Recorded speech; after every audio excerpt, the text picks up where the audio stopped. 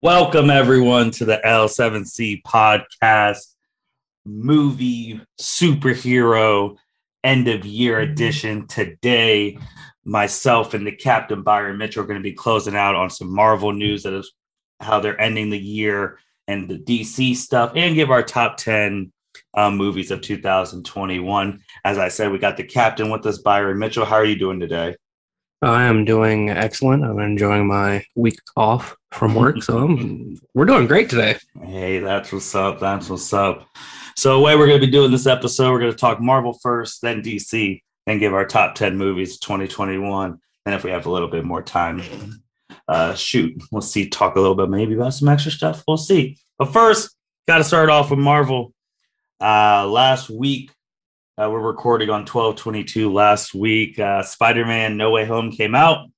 Been 6 days in. I'll let the captain decide if we're gonna give some spoilers or not. It's up to you, man.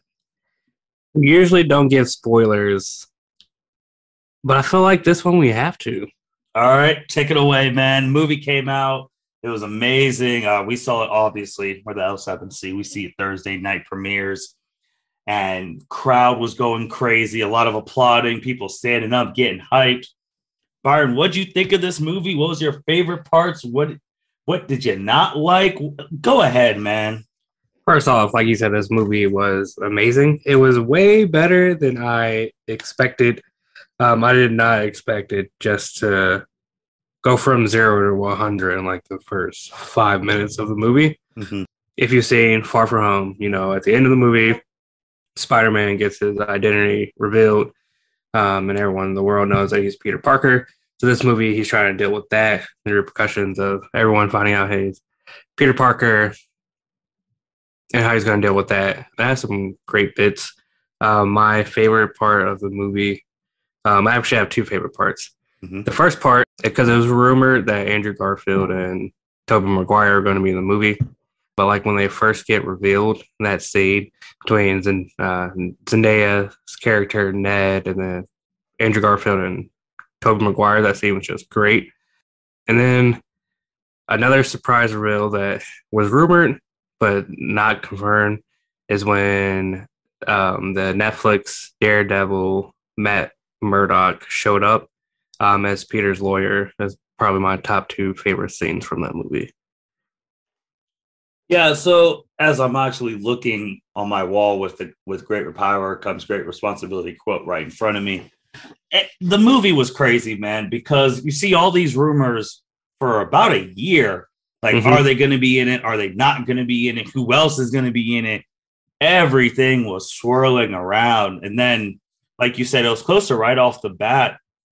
Matt Murdock, like you said, Charlie Cox, who plays Daredevil in the Netflix shows, coming in, and everyone else was getting super hyped and obviously had to show that he wasn't just some regular Matt Murdock. Someone was throwing a brick into Peter's house and he caught it. And obviously, you guys know Matt Murdock's blind. So everyone just in the house is like, how'd you do that? And he's just like, I'm a really good lawyer.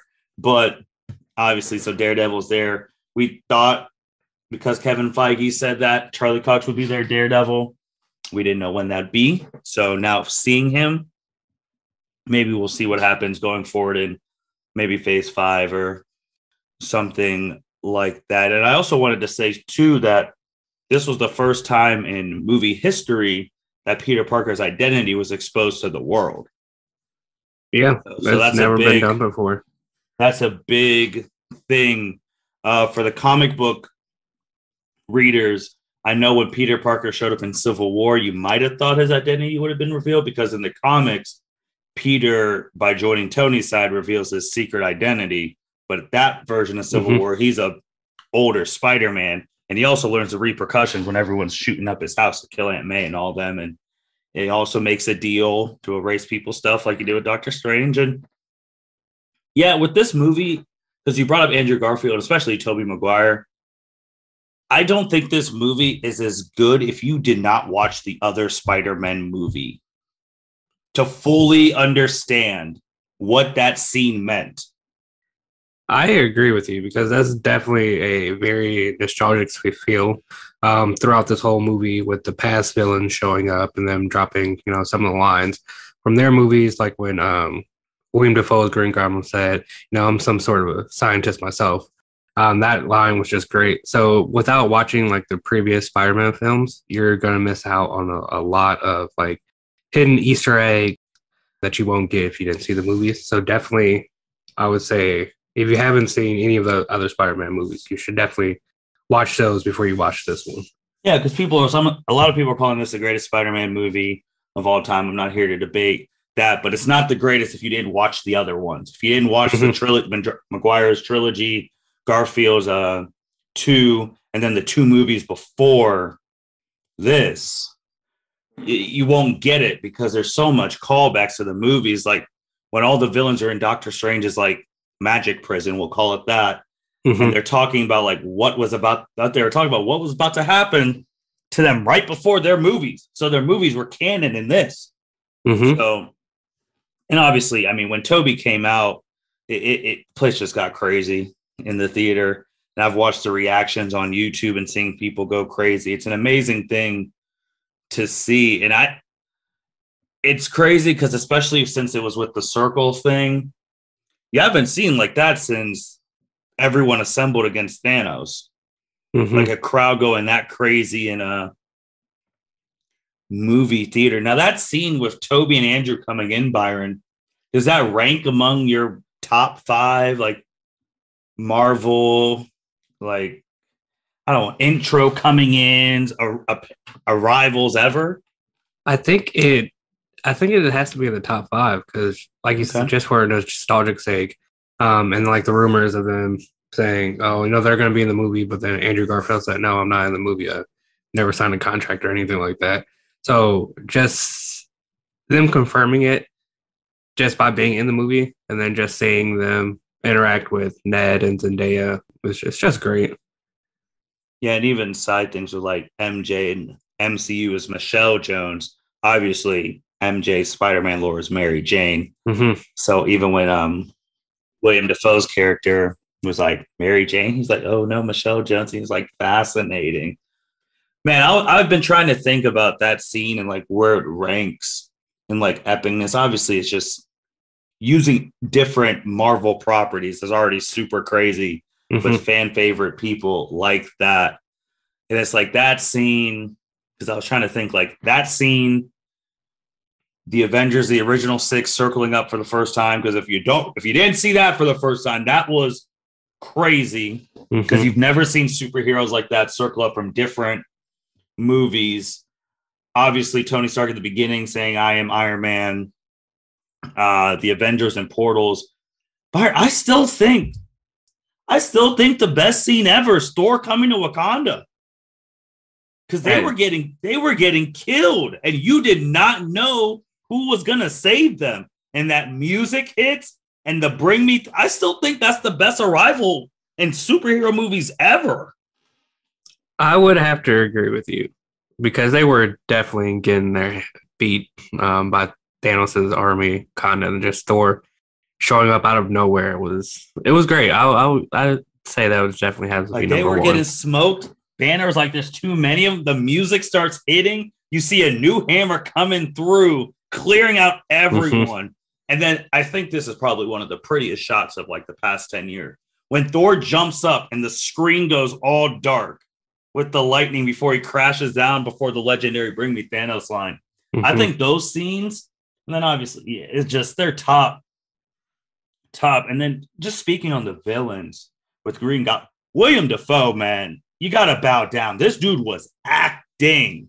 He was in his bag the entire movie. And it was great to see. Before the movie came out, there was an interview where he said that the only way he would come back is if he did like his own stunts.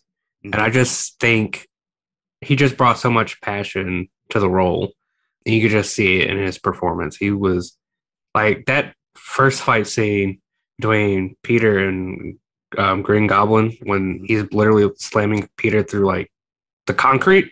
Holy shit. That great fight scene.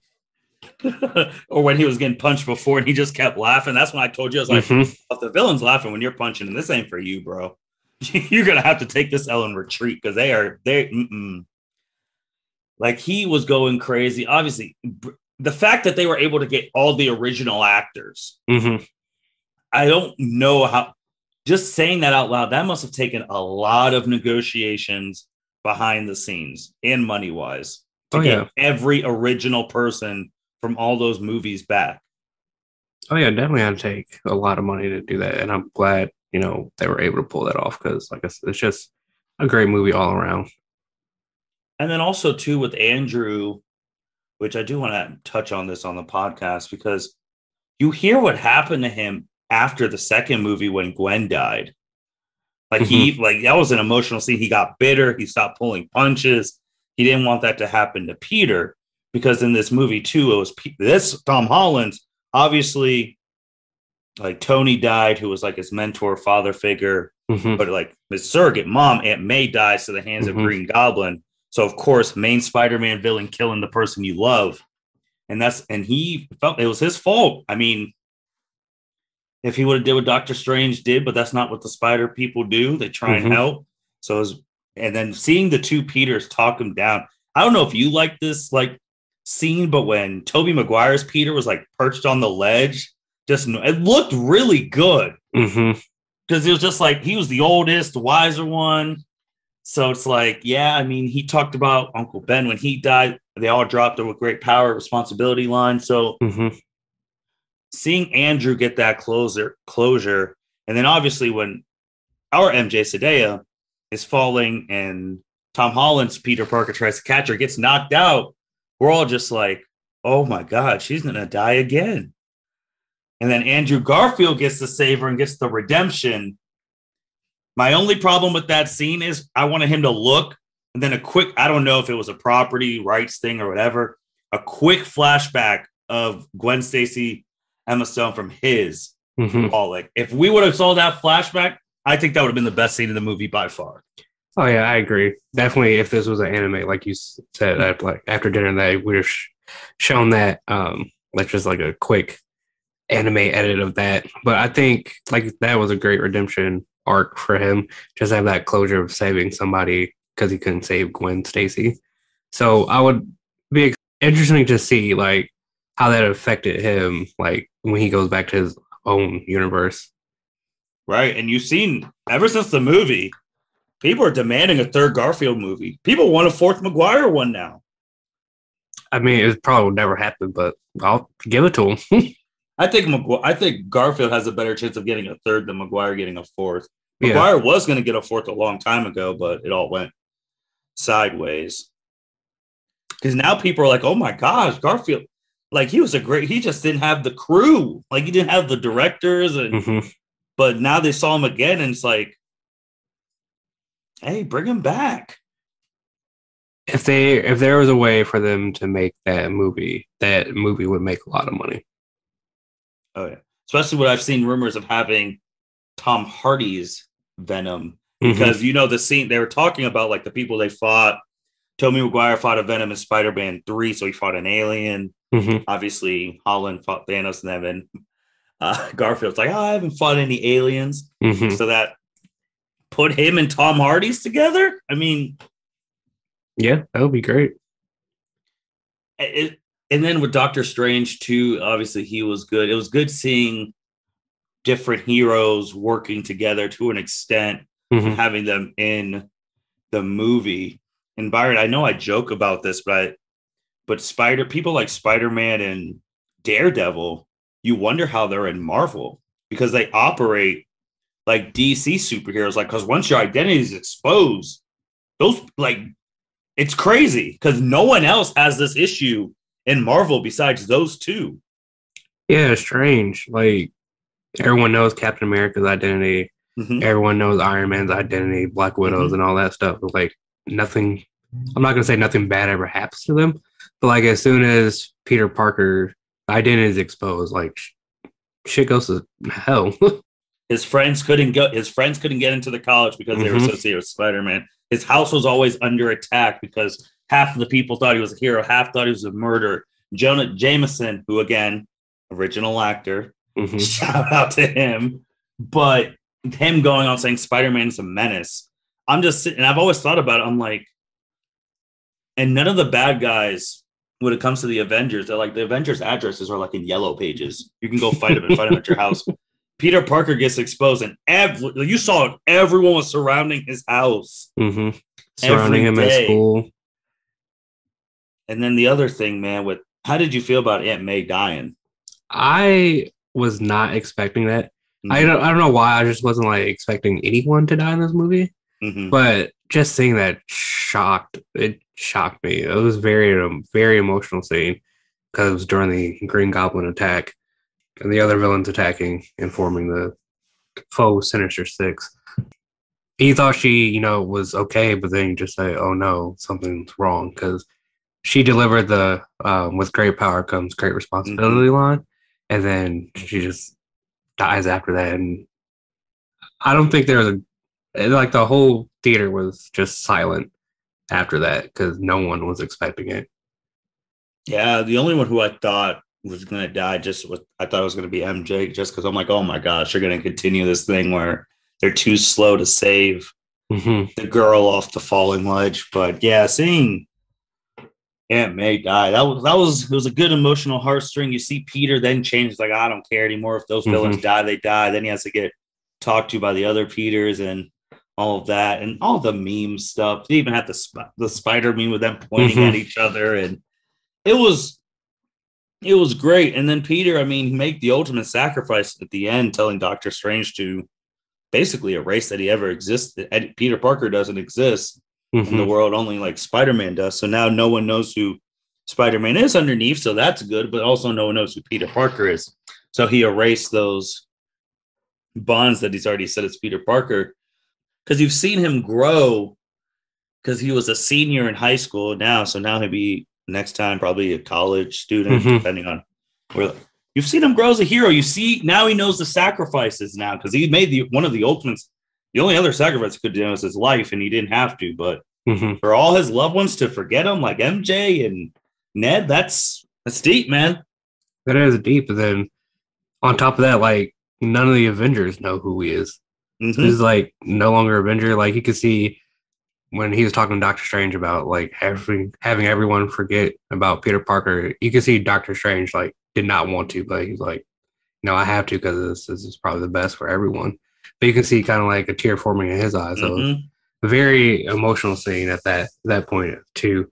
And then just him saying goodbye to MJ and Ned and just being sad. I did think at the end, I thought something was going to spark inside MJ. It looked like something was, but she couldn't put like her finger on it or whatnot. And they both got into MIT because they don't know Spider-Man. So that all got changed. It's crazy too. So then he moves into his own apartment, because obviously he was at the grave of Aunt May, and Happy's like, oh, how'd you know her? And I was like, oh man. He's like, through Spider-Man. She's like, and he's like, yeah, same. So it's like they both.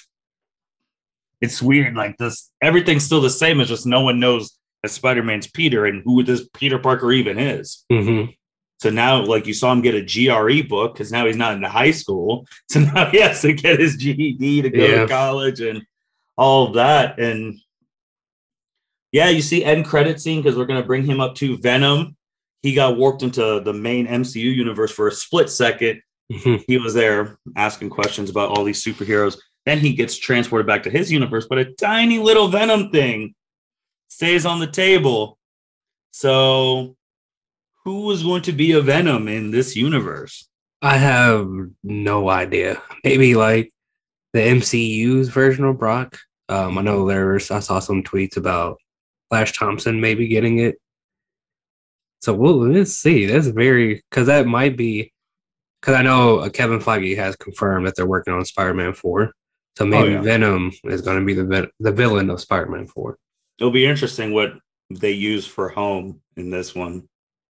That's true, because all the ones have been titled with Home and Homecoming, Far From Home, No Way Home.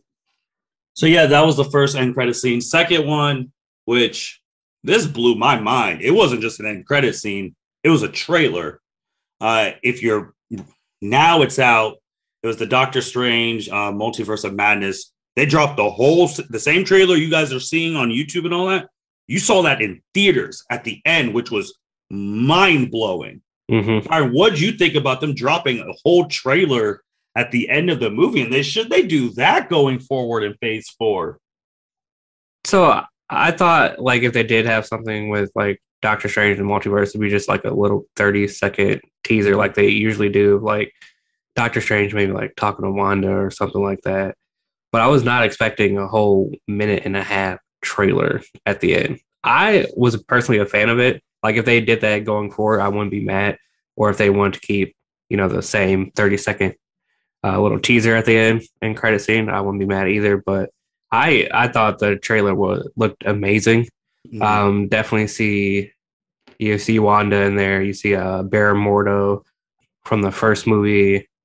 They see a glimpse of America Chavez, the MCU character. It looks like it's going to be a great movie. It's going to be a little crazy. That movie comes out in May. Mm-hmm. I think that's the first MCU movie of the year of 2022. Yeah, because that's the first trailer. So I think that's the first one.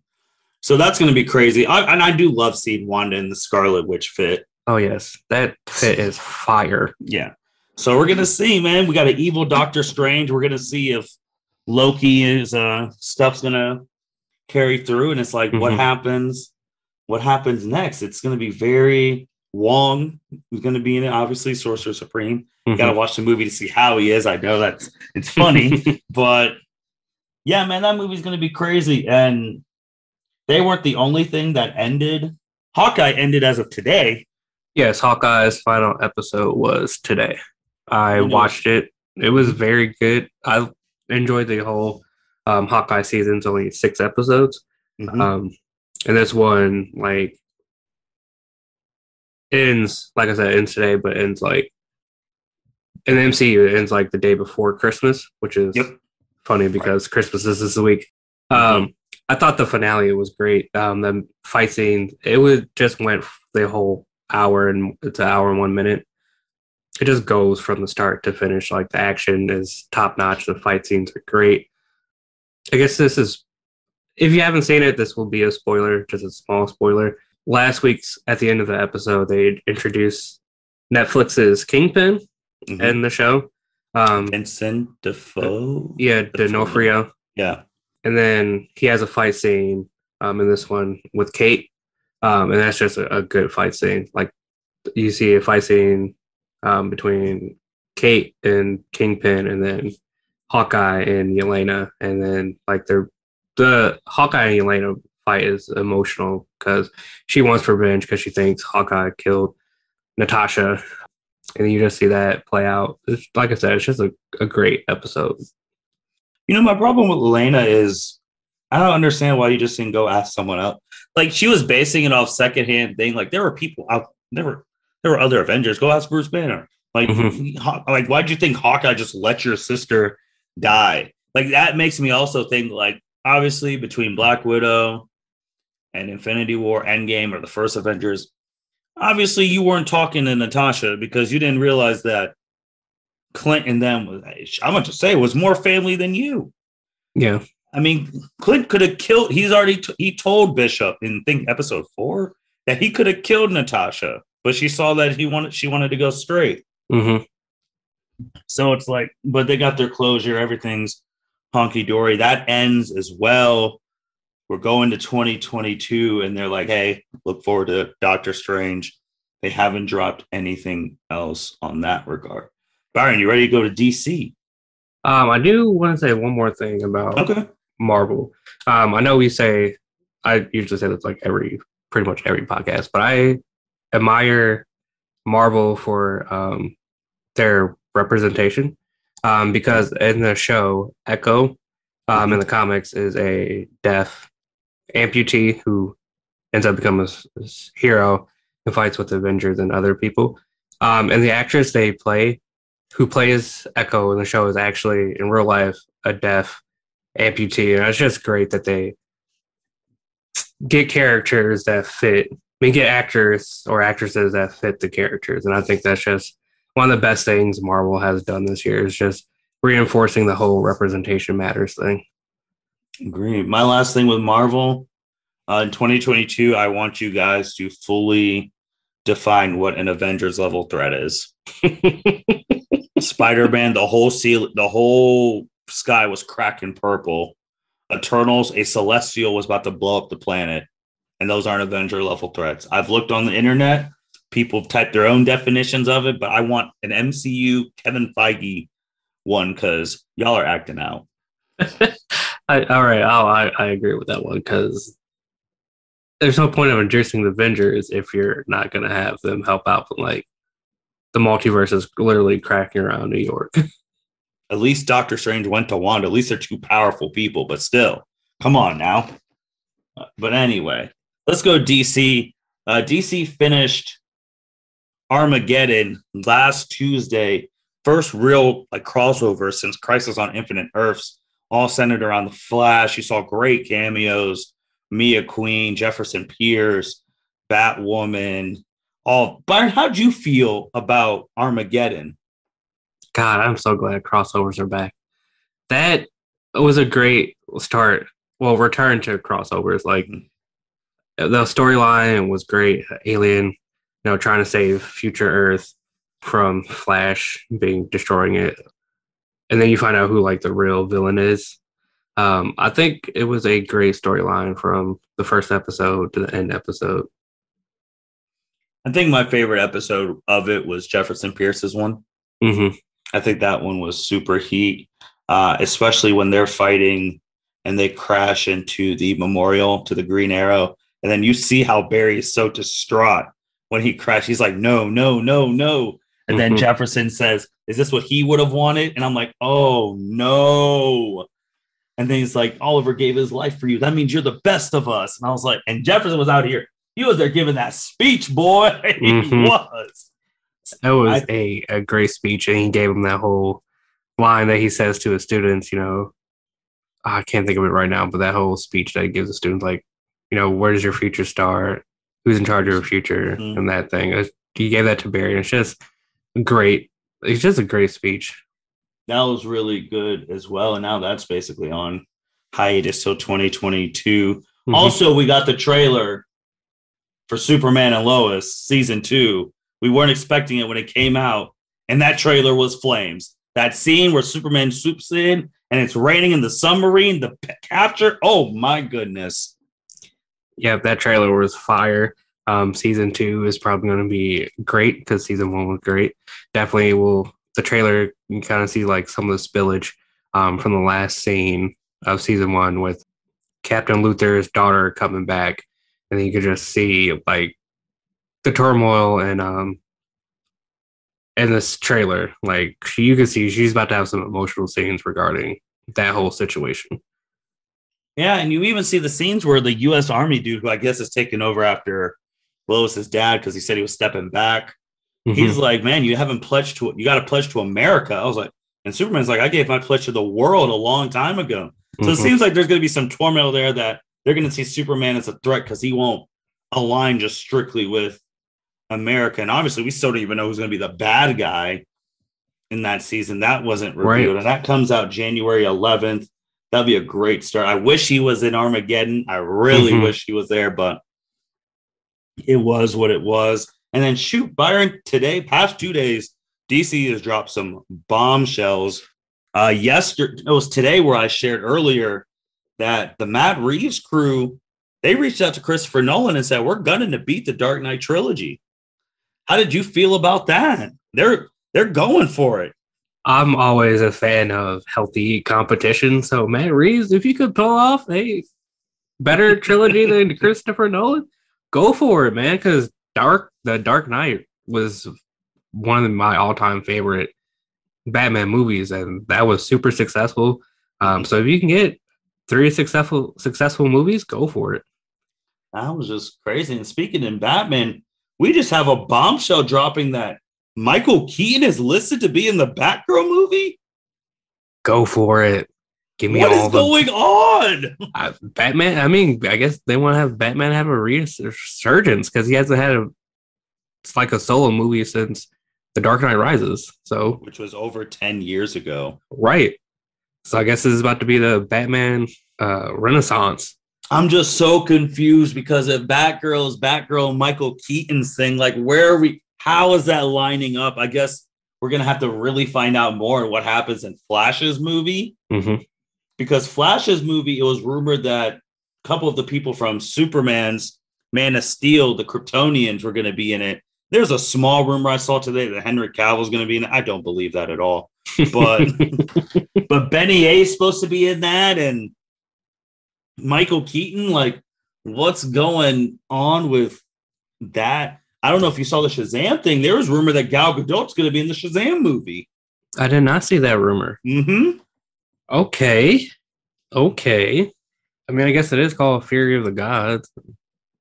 Would make sense for Amazonian to be in there. We're going to see how superhero movies really start in 2022 because Batman's up first. No, actually, the first one would be Morbius. Morbius! Because that comes out January 20 something? Yes, Morbius is first, then Batman. Mm-hmm. But Morbius, for people who are like, oh, why do I need to see Morbius? Do remember that since we're talking about Batman, Michael Keaton's Vulture is in Morbius's thing, but Michael Keaton's Vulture was Tom Holland's first villain. So where is this take? Now you got to think, where is this taking place? Is Morbius in our MCU, or did he get trans? Like, what happened? Because also in the second trailer, which I like the second trailer a lot, you see the Spider-Man murderer thing on there. Obviously, for people thinking he's a murderer because of what happened to Mysterio. But then you also have him joke with saying that he is Venom at the end, and Venom's a different. This movie, people are sleeping on it. It's going to have a lot of connecting things that you need to pay attention to. Oh yeah, for sure. With the whole, like you said, where does it take place? Like, is it in the MCU or is it in the Sony Spider-Man universe? So I think that will be like the biggest question that will be answered when the movie comes out. Or was this all taking place and then the end credits scene, you see him go back to the universes after what happened in No Way Home? That's true. That could be a possibility too. I'm also interested to see like what the end credits scene will be in that movie. Yes, because Venom's one hit it out the park. Yes, because I was not expecting him to show up in the MCU first, because they've kept like the Spider-Man MCU out of the Sony verse. So to see them combine in 2 movies this year was insane. We're gonna see. So that's January. Then it's the Batman in March, and that movie, man, it's gonna tell a lot of things about the year. Because guys, Spider-Man, if you didn't know, in COVID, we have the new Omicron variant and all that. Spider-Man is the 3rd highest grossing movie in the weekend of all time. Yeah, I think it's made like 231 million so far. In COVID. Yeah, that is insane. I don't think it would have beat Endgame if it was normal circumstances, but it could have been number 2, man. I don't know because they did it in COVID. Right. Like, that's just crazy. A lot of people were risking it to go see the last Marvel movie of the year. And like, then it just makes you wonder, like, how many people haven't seen it because, you know, they don't want to take that risk, or B, you know, just waiting for it to come out on DVD or streaming services. Yeah, Spider-Man No Way Home, 3rd highest box office opening of all time with 253 earned in the weekend. The first movie to open north of 100 million domestic since 2019, and had the 2nd best opening day of all time. That's beating all the Star Wars everything in COVID. 2nd biggest opening day of all time behind Avengers Endgame. And I think the thing too, Byron, is that I know a lot of diehard Spider-Man fans who are actually really upset with what Spider-Man was in the MCU because they just saw him as Tony's little lapdog, he's just a little Tony thing. And he wasn't like Spider-Man, because for people who just got to Marvel in 2008, Spider-Man is the poster child of Marvel. Like, he is their Batman, Superman, it's him. So to just see him like, oh, he's just like some Tony Stark legacy character, blah, blah, blah. This movie, I think, changed it. Like, no, he is Spider-Man now. So that's what I think a lot of people really liked about that. But man, we're going to see, because now I'm seeing with Spider-Man, and I think they have pretty, well, I actually don't know. I think the Batman fan base is more crazy and rabid. I'm just imagining what the Batman's going to do. If we get this new variant under control, I think we will see another 200 plus opening weekend, 200 million plus opening weekend for Batman. Do you think Spider-Man can?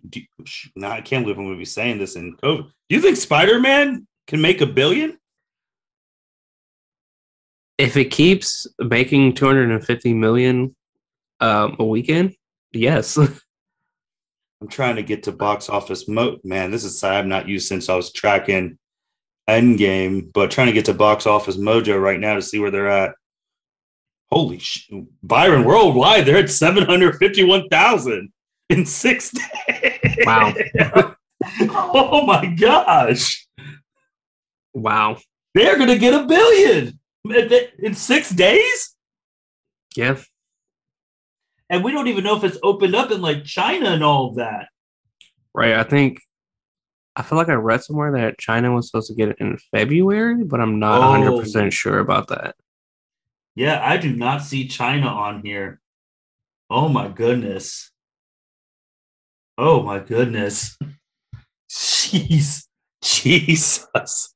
So we already said domestic's now 328,000.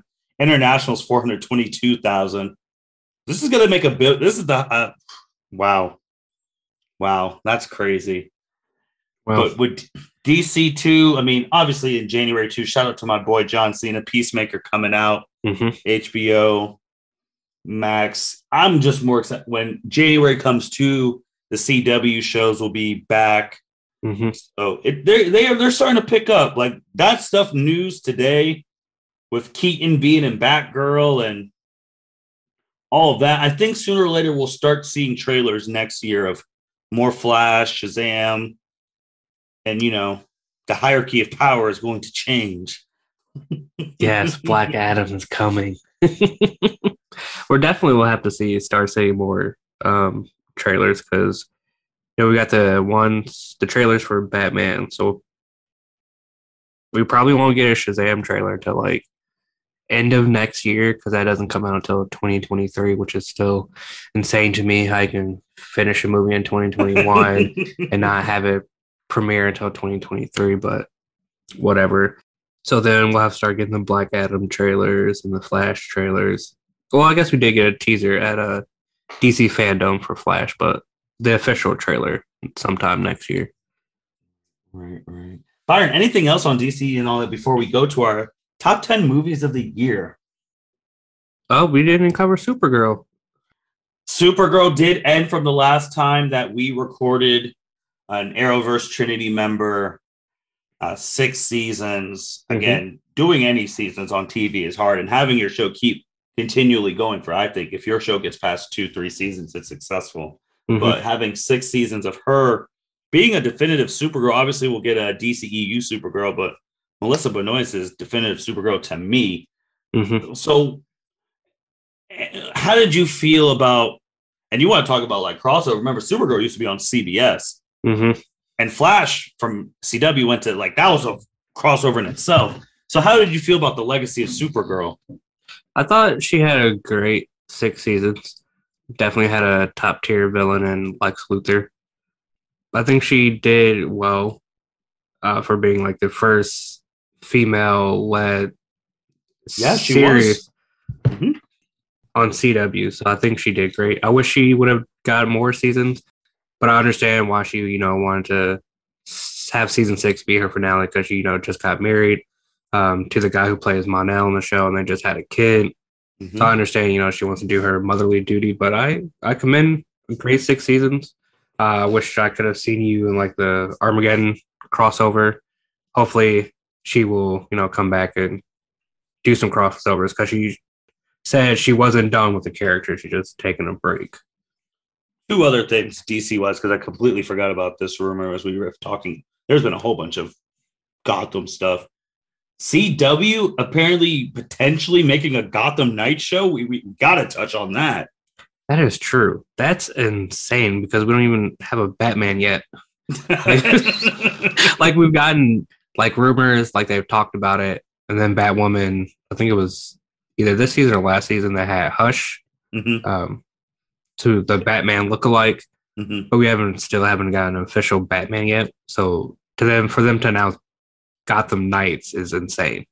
It's crazy too because so what does that do with Batwoman? Batwoman's in Gotham. Is it going to be canceled and transfer all these people there? They're going to do it simultaneously. Who's going to be in it from the synopsis? It's like Batman's adopted son. Is it going to be Dick Grayson? Is it going to be Jason Todd? Is it going to be Tim Drake? But then why aren't they in this? Like, that was one of the craziest things I saw. And I was like, no way this is real. But then you see Entertainment News and all of them talking about it. You're just like, oh my God, is this really getting made? I won't believe it until it's officially announced by the CW, because we got the rumor of Painkiller being a show. It never came. We got the rumor of Green Arrow and the Canaries being a show, and it never came. So I need to see officially CW announce it with like a poster before I believe it. But if it's true, it's insane, and I'll watch it. We got to see casting. We got to see what's going on. I assume it's in the Arrowverse. There's a lot of things that it would just be crazy. And you brought up those two other shows. The show that did get called Naomi, I feel like it's going to have a lot of pressure just for the fact that those other shows wanted to be made. People wanted those shows made. So, but that comes out in January as well, I believe. January is when all the CW shows are coming back from their winter break. Batwoman will be coming back with Poison Ivy. Soon the real one is coming. Yes, the real one is coming because they have casted casted the Poison Ivy character. But right now, can't think of her name right now, but is a faux Poison Ivy. The stepsister. Yeah, the stepsister. Which I'm like, why do they have to turn her into Poison Ivy? Because like, I liked her as a character. Like, she was doing great work, and then just to change her to Poison Ivy, just like, part of me is frustrated. But the story is, the first half of the season has been great. That's crazy. All right, Byron, top 10 movies of 2021. We'll go through 10 and work our ways up. So I'll say my 10, you say your 10, then 9, and so forth. Okay. Honorable mentions I wanted to throw out, though, were like Mortal Kombat, Kong vs. Godzilla, Fast 9. So by number 10, which I will actually see this week, but I had to rank it lower just because I haven't seen it. Number 10 will be Sing 2. Okay. I'm seeing it this week. I really liked Sing 1. I didn't have anything else that I saw that I wanted to put at 10, but I know that this will be in my top 10. So I'm putting Sing 2 at number 10. What's your number 10? Army of the Dead. The one that just came out on Netflix earlier this year. Dave Bautista about the zombie army in Vegas. I thought it was a really great movie that has some funny moments. They got a prequel in Army of Thieves, which is one of my honorable mentions. I like that one as well. And hopefully they get a sequel, because the way it ended, it definitely has sequel potential. And I just thought it was a really great movie. Got you. My number 9 was Eternals. Okay. Eternals, I think people giving it a bad rap. Obviously, people didn't like the two gay males kissed in the movie. That was a whole issue. So it couldn't get shown in places that didn't like that. And people were impatient because we're almost 20-something movies into the MCU and you're getting a whole introduction thing again. But I really like the dynamic with the group. Shoot, they were more together to me sometimes than I think than the actual Avengers. And then obviously they are encompassing a wider villain that could affect everybody. And they're the first movie of this year to encompass that. Like Arshman the Judge is coming. Like that's coming. Real. Yes. He might be the one who sends Galactus. This is how you might get Galactus. That is an Avengers level threat. This better not be Eternals 2 where they try and fight him. That is an Avengers level threat. So and he was real. Like when he popped up to Earth that was one of my favorite scenes of the year. Mm-hmm. And they had the twist of, oh, dude being the bad guy. Like, I was like, oh, did not see that coming. And I liked it, man. I felt like it got a bad rap, but if you rewatch it and like, so I think it was a good movie. It was a good movie. My number 9 is another Netflix movie that came out this year. It's called The Harder They Fall. Okay. It's a cowboy western, and cowboy westerns are like one of my favorite genres of movies. It has primarily an all-black cast. I think there might be a couple non-black people in there. The acting is great. They had some all-stars, and Jonathan Majors, Idris Elba, just to name a few. I thought the movie was great. The story was great. It had a twist at the end that I didn't see coming. So if you haven't seen it, I would definitely check out The Harder They Fall on Netflix. My number 8 was Encanto, the recent movie that just came out from Disney, musical type. Saw that a couple weeks ago. That movie was really good, really talking about the lessons of, in that case, you don't need powers to be special. Music was great. Lin-Manuel, if you know, the director of In the Heights, has been in his bag this year. He directed that movie as well. There was actually some people from In the Heights who were in that movie. I know the main character was one of the girls from the salon. So that movie was really good festive, like culture. Obviously, seeing the culture in that movie too. Really great. That was my number 8. My number 8 is The Eternals. Hey. Yep, for primarily the reasons that you said. I thought it was a good movie. Like, I understand like why people give it the flack that they do. Like, some of the plot points, like, I know I said this on the last podcast that we did, that some of the flashbacks felt random. But overall, I think the movie was great. The fight scenes were great. Kari was one of my favorite Eternals. And I think overall the cast did great. And now we are on to number 7. My number 7, Shang-Chi, Legends of the Ten Rings, a.k.a. Project. If y'all remember our podcast talking about one of the Marvel, it's like, oh, this is a good project. One of the highest grossing movies of the year. That movie was really good. They really were in their bag. The fight scenes, getting a proper Mandarin, seeing his motivations, and obviously seeing Shang-Chi having to accept his destiny to become what he was supposed to be was really good. And shoot, the end credits scene did not expect with Wong, Bruce Banner, and Captain Marvel talking about these rings are making a beacon to something, which we don't know what is to. Is it to the Celestials? Because that's going to be a problem, dude. You're going to have to throw those in the trash. But the fight scenes were just great, man. And it showed me, too, that with the right actors, the right intentions, the right writing, you can do a real live anime action movie.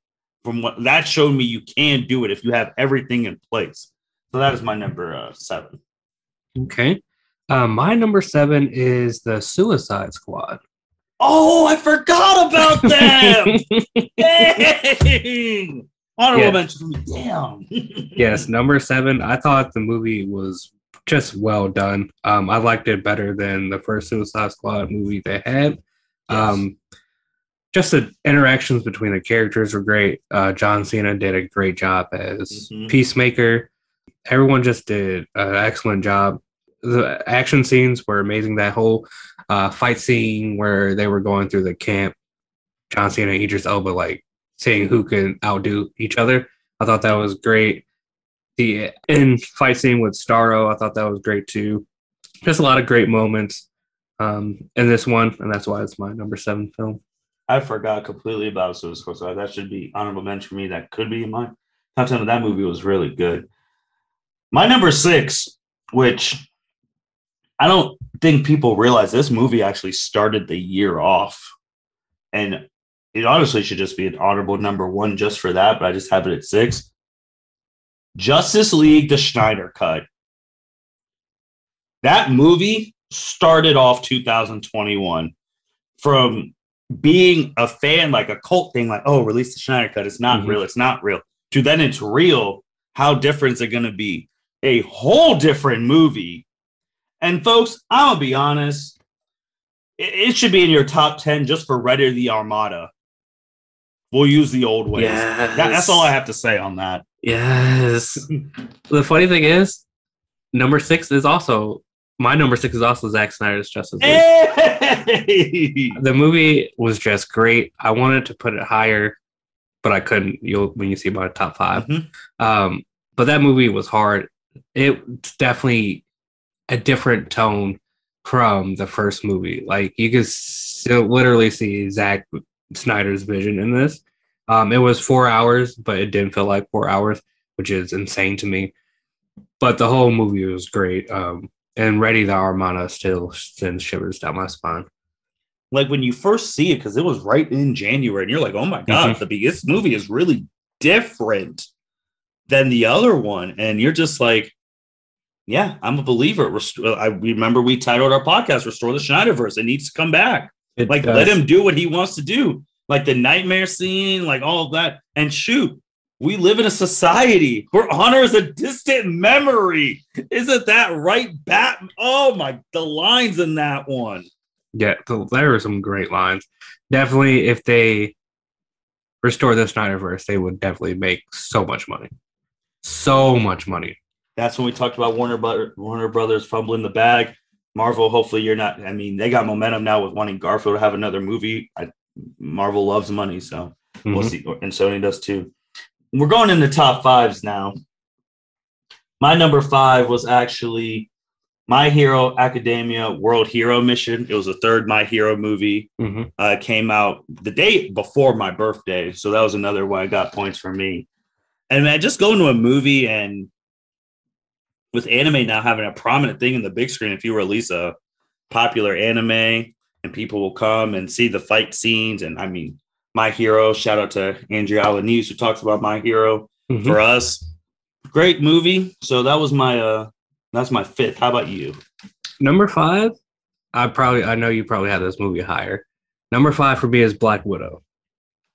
Okay. I enjoyed this movie from beginning to end. The fight scenes were crazy. They were hard hitting, especially the first fight scene between Natasha and Yelena. I literally thought someone died from how hard they were hitting each other.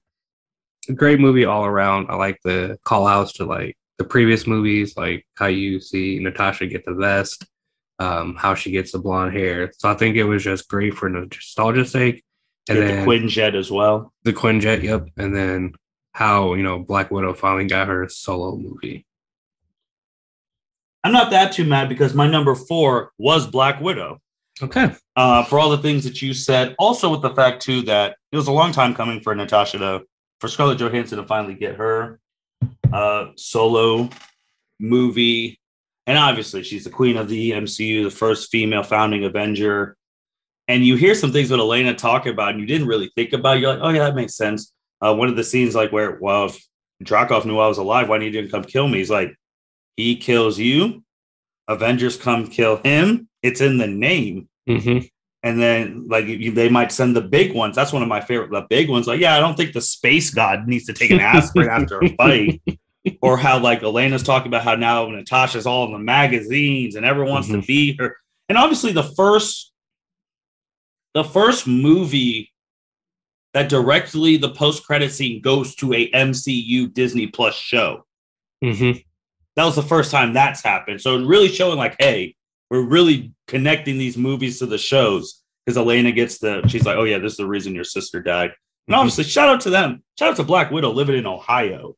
Yes, I also represent. So yeah, and that's the queen. And like, obviously, she made $60 million off Disney Plus, beat Marvel, beat Disney in the lawsuit. They got her to do more stuff. So it all worked out. That's my number 4. Only problem with that movie, which we talked about, wanted the end scene with Taskmaster to be longer. Yes, agreed. My number 4 is one you already mentioned, Shang-Chi and the Legend of the Ten Rings. Hey. I'm a big fan of Representation Matters. They get their first Asian American or Asian superhero on the big screen, which I thought was excellent. Not animation, but like the scenes, the cinematography was beautiful. The fight scenes were amazing. The story was good. Like you say, you see you get the real Mandarin. You get to see his motivations for why he's doing what he's doing in the movie. you can see Shang-Chi mature during the movie. And there's the end credit scenes where there's like, yeah, the rings are sending a beacon to someone. So, there's like something is coming to the MCU, whether there's the Celestials, the Kree, something big is coming to the MCU. And I just thought the movie was great. Top three now. My number three, Spider-Man No Way Home. That is my number three movie. I don't really think I need to talk more about it. We got Daredevil. We got all the Spider-Man. We got basically Into the Spider-Verse in live action. Hopefully, I don't know, every 10 years they do something like that when they get new. Hopefully we get a Miles Morales live action. They hinted at it Wednesday. But there's nothing more I need to add to this movie because we've already talked about it at the beginning of the pod. But that's my number three, man. It was a great MCU movie to end the year. Okay. My number three is In the Heights. A great movie. I just love musicals. That's one of my favorite things, whether it's going to see like a Broadway show at a theater or just like the movie musicals. I thought this was great. The songs were amazing. The story is great. I still listen to the soundtrack like every other day. I just love this movie so much. Like the cinematography was great. The dancing, the acting was great. The songs were great. Just I think it's probably a sleeper hit because I don't think enough people have seen it or enough people are talking about it. But In the Heights is top three for me. My number two is In the Heights.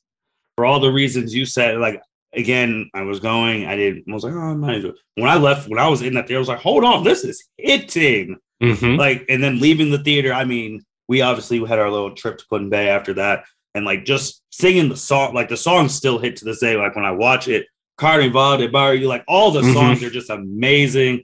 Like if those songs go on, I start singing it. It's like that movie obviously got great reviews on Rotten Tomatoes. Just I don't think a lot of people saw it. But I've shown people the movie. They're like, oh my gosh, this is amazing. Like that is my number two, just because in a thing of all superheroes and all that, I'm like, hey, you put me in front of In the Heights, I could watch that. I can watch that and listen to the soundtrack on repeat easy. So my number two is Demon Slayer Mugen Train. First anime movie that I've seen in theaters because I didn't get a chance to see like the Dragon Ball Super movies in theaters. But this is the first anime movie I've seen in theaters. And I just thought it was amazing. Like the cinematography, the animation, fight scenes were amazing. The story was great. And that's the ending fight between Rengoku and Akaza is probably my number one fight in anime this entire year. Because first off, you weren't expecting it because you thought the movie was about to end after they saved the people on the train. And then you just get this surprise, hard-hitting fight at the end. And you can see why people call Rengoku. Because it's just, fight scene was just amazing. Man, we're just one off. My number one is Demon Slayer Mugen Train. For all the reasons you said. It's funny too because when I was thinking about this list even months ago, I didn't think anything was going to knock it off. I really didn't, and I just for the fact too, all the things you said. First of all, the music in Rengoku versus Akaza is crazy. Yes, like that is crazy in itself, and it's perfect movie telling because Rengoku, who you only see in this movie.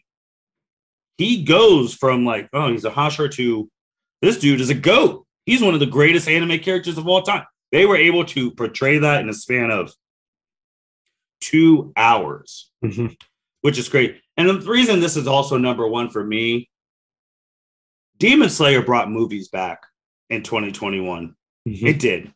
Like that alone in itself made it number one for me. Obviously, you saw what the stocks were doing. When Demon Slayer came out, you saw the numbers until recently. Demon Slayer was the highest grossing movie of the year, an anime movie.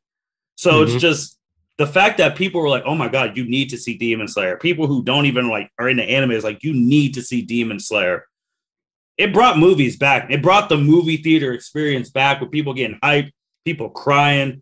That itself for me, and obviously you were an AMC stock person. You saw what was going on during Demon Slayer time with the stock. That's the reason why it's number one for me. And I'm guessing number one for you has to do with a certain web slinger. It does. Spider-Man No Way Home is my number one movie of this year.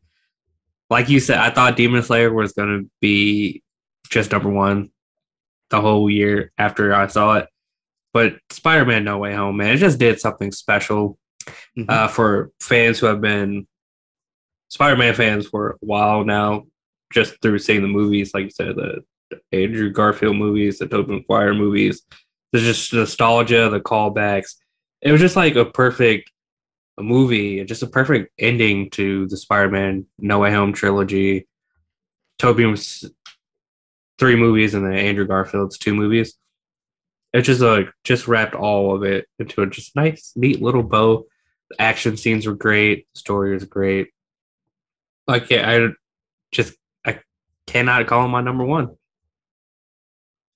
Question though, if Demon Slayer came out after Spider-Man, if that was the last movie you saw, you get the same initial reactions from when you first saw, would that change your thing? Because is there a little recency bias? Because when you saw that, you're like, hey man, I gotta watch Demon Slayer now. This is it. I don't know. It might be a little recency bias because it's like the last movie I've like seen, which is fair. But I might just put them like 1A and 1B. Fair enough. Because they're both great movies. Like you said, Demon Slayer kicked off the resurgence back into the theaters, helped my stock. So thank you, Demon Slayer. But Spider-Man, I know there's a couple movies that have came out after Spider-Man, like Matrix Resurrections, and then like I said, Sing 2, which I haven't seen yet. But to me, it's just like a perfect way to ending in the year. So your top 3, you had Spider-Man, Demon Slayer. What was your third? In the Heights. So in my top 3 was Demon Slayer, In the Heights, Spider-Man. So we had the same top 3, just in different order. Yep. Which is that's really cool in itself, man. It's just, man, none of them are hit. None of them are beating In the Heights' soundtrack. No, not at all. And then the Akaza theme. When you hear that, you know someone's throwing hands. Yes. Byron, man, this is how we're wrapping up Marvel and DC. We're obviously going to be back in a couple weeks. We got our big Naruto What If battle to wrap up the year. And we got the end of year podcast to wrap up the year. Anything else, man? I think, Marvel and DC had a great year. I'm excited to see what they do in 2022. I know there's some big movies coming out for the MCU. There's some big movies coming out for DC. Hopefully, we'll get release dates for the 2 DC games that are coming out this year. Yeah, that's what we need. We need that in 2022. Yes. We'll be playing it, probably streaming it when they come out. So I'm just excited for 2022, what it holds for the MCU and the DCEU and DC in general. DC, the only thing I got with the video games, try and keep it on PS4. I'm not really trying to buy a PS5 just yet. Right. Marvel, start off the year with the roadmap. I want to know what we're getting, man. I know we still have to street. We still have to go to the raid. We're still prepping for that, but it was a great year for both of them. A lot of money. Them and then the anime movies and the musical movies did well. So yeah, we'll be back in a couple weeks. You'll hear us on the end of year ones. And yeah, with that being said, this is the L7C podcast. If you haven't seen Spider-Man, go see it now before everything gets spoiled for you. Gear up because 2022 MCU, DCEU, Arrowverse, Demon Slayer Season 2 is going to be wild. It's going to be wild. And with that being said, take care, everyone. Thank you for listening to this episode of the L7C podcast. Be sure to like, rate, review, and subscribe to the channel. Follow us on all social media platforms, and we'll be talking to you guys soon. Take care.